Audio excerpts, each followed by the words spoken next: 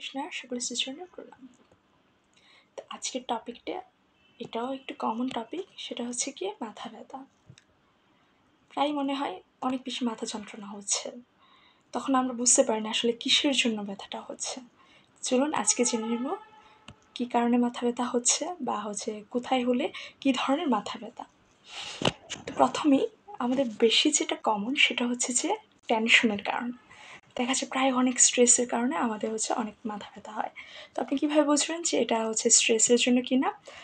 তো আপনার যেটা টেনশনের মাথা ব্যথা সেটা কোথায় হবে? মেনলি আপনার যে মাথার দুই সাইডে হইতে পারে।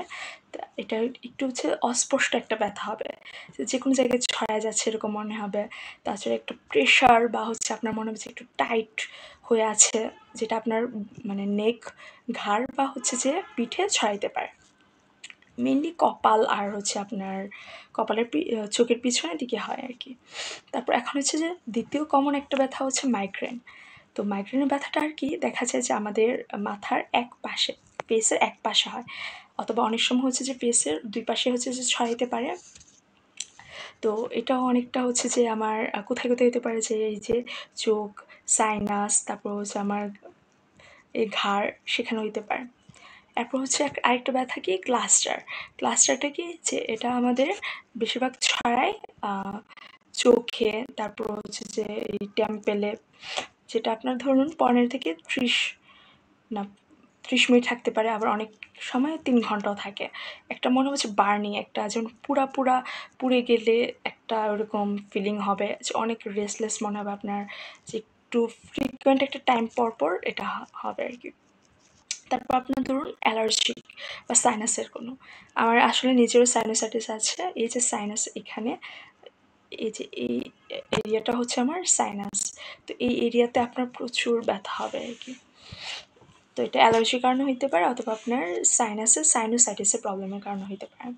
তারপর ক্যাফিনটা আসলে একটা জেনারেলাইজড ব্যথা, আপনার পুরা মুখ প্লাস হেডের সব জায়গায় হইতে পারে। তো স্পেশালি কোথায় হয়? চোখের পিছনে, এটাও একটা অস্পষ্ট ব্যথা। তারপর আপনার ধরুন ব্যথা হইতে পারে হেমিক্রেনিয়া কন্টিনিউয়া। এটা কি কারণে হইতে পারে? যেটা আপনার বথ সাইড অফ দ্য হেডে হইতে পারে। এটা থ্রবিংটা অ্যাকচুয়ালি মানে ধরুন আপনার প্রেশার বা পালস বেড়ে গেলে যেমন একটা ধুকধুকানে একটা শব্দ হয় না, এরকম যে যেমন মাথা ধুকধুক করতে থাকবে এরকম মনে হবে। এখানে আপনার আর কি সমস্যা হতে পারে? ব্লাড ভিশন হতে পারে, বা আপনার মাথা ঘোরাচ্ছে এরকম মনে হতে পারে, একটু বমি বমি পাইতে পারে।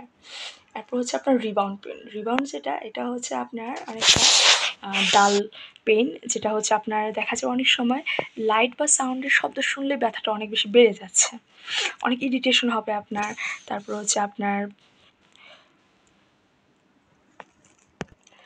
মনে হবে যে আপনার কনসেন্ট্রেশন হারিয়ে যাচ্ছে। এটা হয় আপনার রিবাউন্ডে।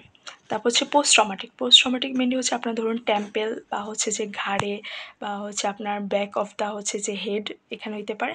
এখানে একটা ট্রবিং বা টাইটনেস মনে হবে। তারপর আসুন ভারী কাজ করার পরই দেখা যাবে আপনার একটু মাথা ব্যথা করতেছে। তো এরকম যদি ভারী কাজ করার পরই আপনার ব্যথাটা হয়, তখন বুঝতে হবে যে এটা এক্সারশনাল হেডেক। তাছাড়া এখানেও যে দেখা যায় আপনার এক্সারশনে বথ সাইড অফ দ্য হেডে হইতে পারে। এখন লাস্ট স্পাইনালটা আপনি কখন বুঝবেন? যদি দেখেন ব্যথাটা আপনার একদম পিঠে, মানে একদম মাথা থেকে শুরু করে কাঁধ, তারপর আপনার একদম ব্যাকে কোমর পর্যন্ত ছড়াইছে। আরেকটা আপনার বৈশিষ্ট্য কি জানেন? এটা আপনার দেখা যাবে আপনি দাঁড়ায় আছেন অথবা বসে আছেন, ব্যথাটা অনেক বেড়ে যাবে, কিন্তু আপনি যখন শুয়ে থাকবেন তখন ব্যথাটা কমে গেছে। তো এই ছিল আপনার হেডেক নিয়ে। তো যার যে ধরনের ব্যথা সেটাকে আগে আইডেন্টিফাই করে তারপর অবশ্যই একজন নিউরোলজি ডক্টরের সাথে পরামর্শ করবেন। যদি ভিডিওটা আপনাদের কোনোভাবে কোনো উপকারে আসে, অবশ্যই লাইক, কমেন্ট, শেয়ার করবেন, অপরকে জানার সুযোগ করে দিন। সবাই ভালো থাকবেন। হরে কৃষ্ণ, প্রণাম।